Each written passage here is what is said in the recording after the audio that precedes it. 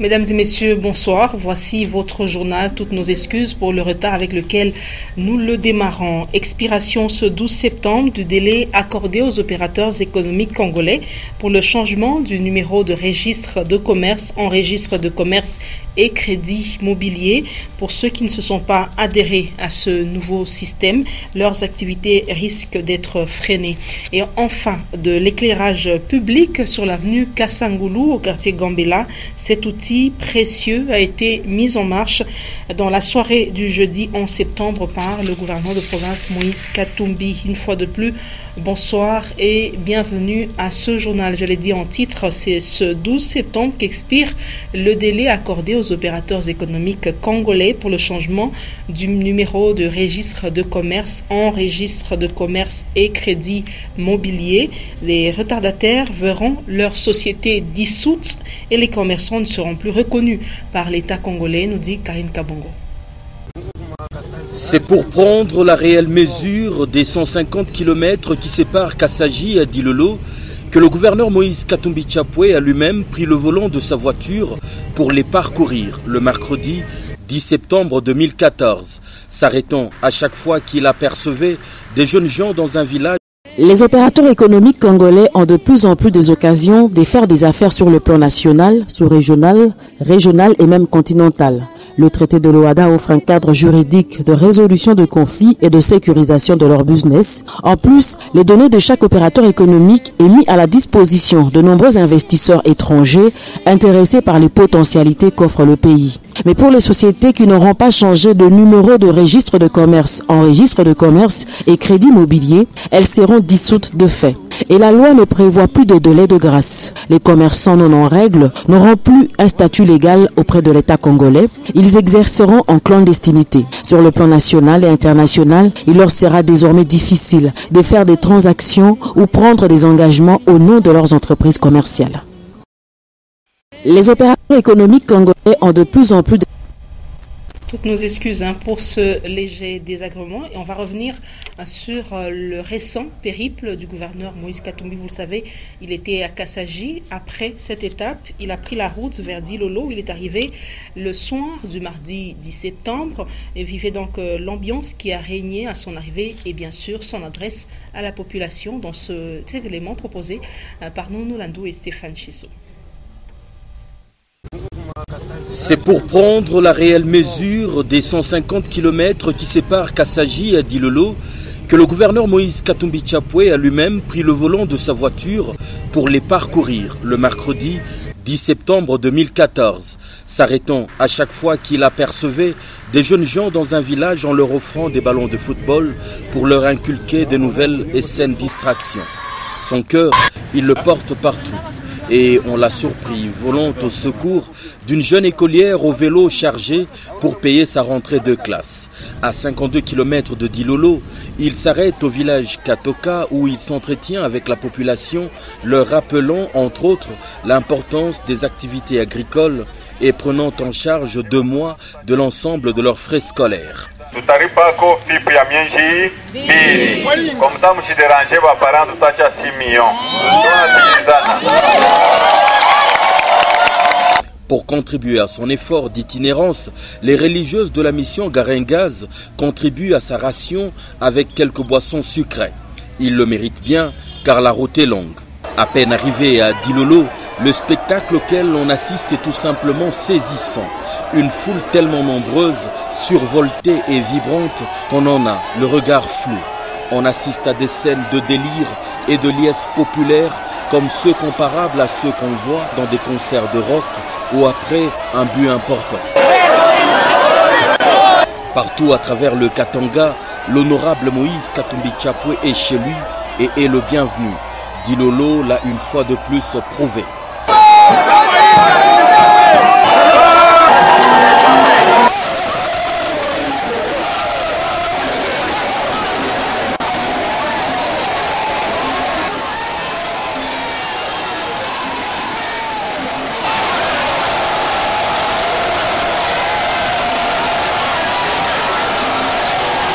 Ici, pour un moment, les arbres, en plus de leurs feuilles, ont bien porté des âmes.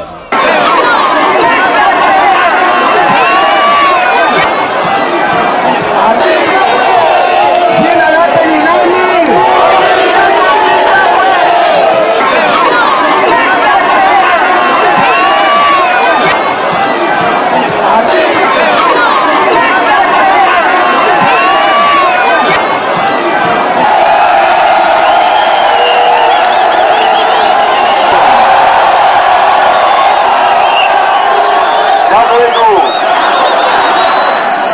Hili sema nisha kuyo kupaka parutu. Haina vile. Hili sema ni kwetu tumbulie na banduku yangu pake mashiku mingi misha kuyo huku. Haina vile. Bamwenu. Bengine barikuwa kunyambia sa watoto wa Dilolo mnanishirikia.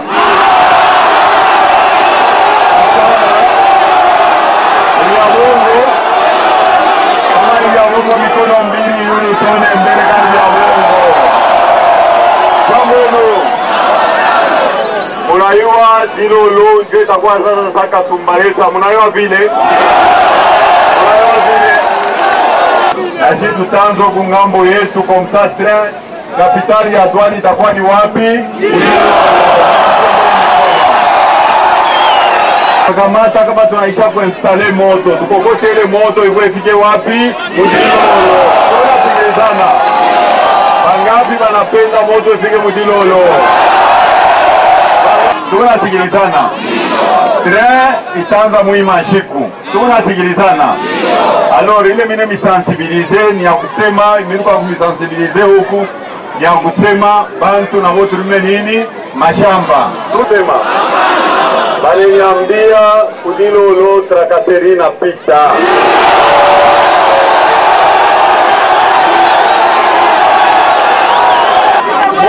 Mungu natumika nijua mambo ya kuacha nini? Wizi. Sasa kama na kunyang'anya kabidonga kama zutu, ezo naribia watoto masomo. Après le fructueux Baraza, malgré la tombée de la nuit, la population était là, présente et réconfortée par le message de leur gouverneur. Un rendez-vous totalement réussi. L'honorable Moïse Katumbi Tchapoué prouvant davantage qu'il est un politicien concret, qui fait ses preuves sur terrain et non dans quelques salons. Successivement visité le poste frontalier de Loano avec l'Angola, l'hôpital général de Dilolo ainsi que le marché suivi.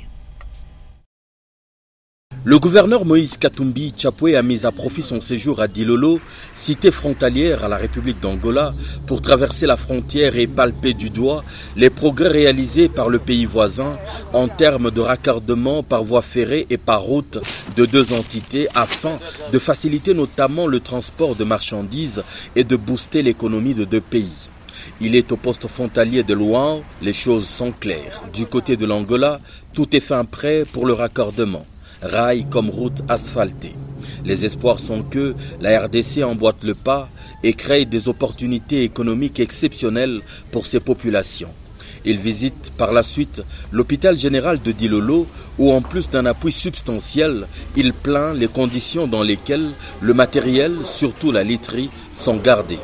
Un tour au marché de la cité lui donne une idée sur les efforts à entreprendre pour le moderniser. Et c'est pour bientôt.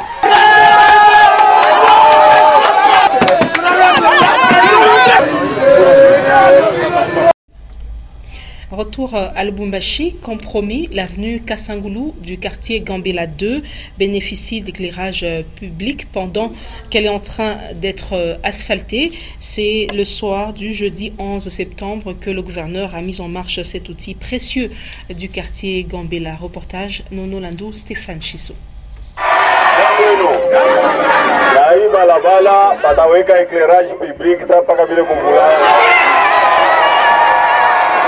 Au Katanga de l'honorable Moïse Katumbi Tchapoué, les promesses deviennent carrément des paroles d'évangile, tellement elles se réalisent les unes après les autres, avec naturel, sans aucun forcing.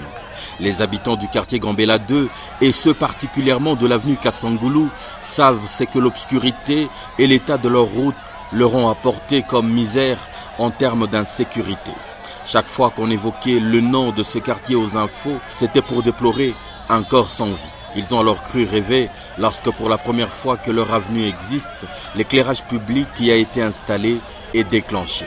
Le tout a alors pris des allures de foire et de carnaval. C'était la fièvre du jeudi soir avec toutes les familles riveraines au bord de la route lorsque l'honorable Moïse Katumbi Tchapoué posait ce geste historique. Qui l'eût pensé, qui l'eût soupçonné? Ici, dans l'arrière-cité de l'éclairage public, on comprend l'émotion qui déchire cette jeune femme. sana, tunampigia Papa Moise Katumbi. Merci sana, tunashukuru Mungu njoo hii njia yetu ilikuwa ya mateso sana. Baraza kuwana. Baba ndiye beko natushimamia hapa. Tunashukuru Mungu sana bishira na kia kusema na hii mai ya umu wetu ilitupomonia manyumba sana. Tunashukuru Mungu kwa kututengelesha barabara moto barabara yetu mnakuwa bien sana. Tunashukuru Mungu, hatuna la kia kumpatia, hatuna la kia kumpatia hata kimoja. Tunapenda sana kishia moto kwa mtoto wangu Moise mbele mimi nampikia asante sana paske kuya kwake na presence yake mimi nashikia furaha sana na zaidi. Hii quartier insécurité iripita sana na zaidi. Barua bantu ingambo banafanya viol ba mingi sana barifamu namna kuachana. Meleweri tunapata moto, tunapata kaburimbo, tunapata mai. Tunashukuru sana na zaidi. Ils resteront ainsi sur la route, festoyant jusqu'aux petites heures, en se pinçant pour s'assurer que ce ne fut pas qu'un beau rêve, tout simplement. Et une autre promesse ténue, celle liée à la réhabilitation de l'avenue Mitwaba de la commune Kenya. Eh bien, les travaux de réhabilitation ont démarré avec d'abord l'étape de construction des drains de canalisation. Une fois de plus, nous landons Stéphane Chisso. Le gouverneur de province, lors de son dernier passage sur l'avenue Mitwaba de la commune Kenya, en état fortement endommagé, avait promis que sa réhabilitation débuterait au cours des jours qui suivaient. Aussitôt dit, aussitôt fait. Un entrepreneur congolais, Unité Mining Construction, y est déjà à l'œuvre pour des travaux de construction de canalisation, pour ainsi donner des voies appropriées de coulement aux eaux. Des travaux exécutés avec application et dans le respect du délai qui forcent la reconnaissance des habitants de cette avenue qui avait besoin d'un ultime pansement. Alors tunakuya kona makazi ile mvile barisemaka inaanza kuendelea. C'est vrai, bantu ba hiki pande hiki bakiteswa sana, maya mvula bakaanza kuria sana, manjimu kule chini paka vile mnayona. Mais hapa mvile yemi ya ripitaka nangalia sema pana bantu banateseka huku sana. Alors il faut tubasaidie mvile akilakaka yemi ya sema no mimi nitakuya kutengeneza na anakuya effectivement tunakuya kona maevre ile akisemaka inakuya réaliser. En tout cas tunalouer sana kwa hii kazi yako nafanya. Tunasema c'est vrai ni mtu ule wa parole. Et puis cette information, le verdict est tombé dans le dossier Jean-Bertrand Ewanga, le numéro 2 de l'UNC, est condamné à 1 année de prison ferme pour insulte au chef de l'État. Au cours de l'audience d'hier, la Cour a visualisé le meeting du député Ewanga et a retenu à sa charge l'outrage au chef de l'État quand il le traite de griot. Par contre, la Cour a rejeté l'incitation à la haine tribale et ethnique. Et bien sûr, les avocats de Ewanga dénoncent un procès politique. On va parler éducation. Contrairement aux autres coins de la province du Katanga, la ville de Kalemie, chef-lieu du Tanganyika, a enregistré une reprise timide des cours. Les enseignants de Kalemie ont boycotté la rentrée 2014-2015 prévue pour le 8 septembre. Après concertation entre syndicats locaux, les enseignants et même les autorités locales, les bleus et blancs, ont finalement repris les cours mercredi 10 septembre depuis Kalemie. On écoute notre envoyé spécial, Jean au téléphone, par Augustin Célestin Muganza. Depuis ce mercredi matin 10 septembre, que la rentrée scolaire est devenue effective aux écoles du territoire de Kalemie, contrairement à la date que le ministère de l'Enseignement a prévue, celle du lundi 8 septembre dernier, en raison de la grève que le comité intersyndical et les enseignants locaux ont annoncé au cours de la réunion qui a eu lieu dans les installations de l'école primaire Mandéléo le 3 septembre dernier, où ils ont imposé au gouvernement les conditions selon lesquelles l'État doit assurer la paix de tous les enseignants pour séparer de la catégorie agents non payés dans la future de l'enseignement. En outre, les enseignants, ensemble avec le comité intersyndical, ont demandé au gouvernement de respecter l'enseignement afin que le budget de la République démocratique du Congo de l'année 2015 tourne en faveur de l'enseignant pour enfin penser à la hausse de leur salaire à partir du mois de septembre et non le mois d'octobre. Les enseignants se spécifient dans leur camp, mais ne sont pas rendus en majorité dans les institutions selon lui et ont maintenu le même comportement pour le mardi. Cependant, certaines écoles en minorité ont confirmé la rentrée scolaire depuis le lundi, en l'occurrence le collège Mangasa Pilouse, où les cours étaient transmis à la régulière, de la première à la dernière heure. Mais malgré cette participation minime de certaines écoles, la rentrée scolaire est restée timide d'académie du lundi au mardi. Il fallait donc attendre la réunion entre l'autorité administrative et politique locale et les autorités scolaires, comme par exemple celle du lundi-mardi, qui ont mis en face à face le commissaire du district et les chefs locaux de l'enseignement, dont les chefs de la sous-division et l'inspecteur général, pour enfin qu'il y ait des solutions pour trouver aussi des prérogatives afin que la rentrée scolaire soit effective à partir du mercredi matin. Je sais, le président et les séparés de l'accueil ont repris la marche vers l'école pour affirmer la rentrée scolaire le même mercredi matin. Qui pendant François Xavier pour notre radio et télévision. Et en santé, les ophtalmologues de Chalina Clinique étaient encore en activité sur terrain. Et le site choisi pour leur consultation gratuite était la GECAMINE. Plus ou moins 80 personnes ont été reçues par ce personnel médical spécialisé dans le traitement des maux d'yeux. Consolat Skanja et Michel Olela nous en parlent. C'est le centre de santé Gemima de la cité GECAMINE qui a servi de cadre au camp mobile des ophtalmologues de la polyclinique Chalina.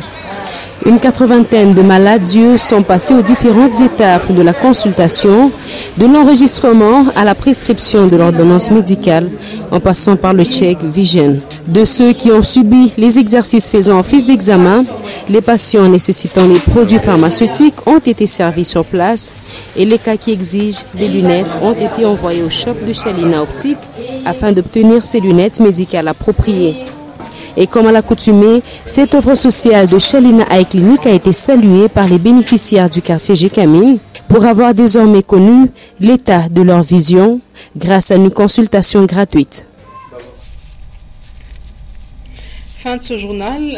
Tout de suite après moi, vous suivrez en page magazine la récente visite à Dilolo du gouverneur Moïse Katumbi. Madame, Monsieur, merci à vous de nous avoir suivis.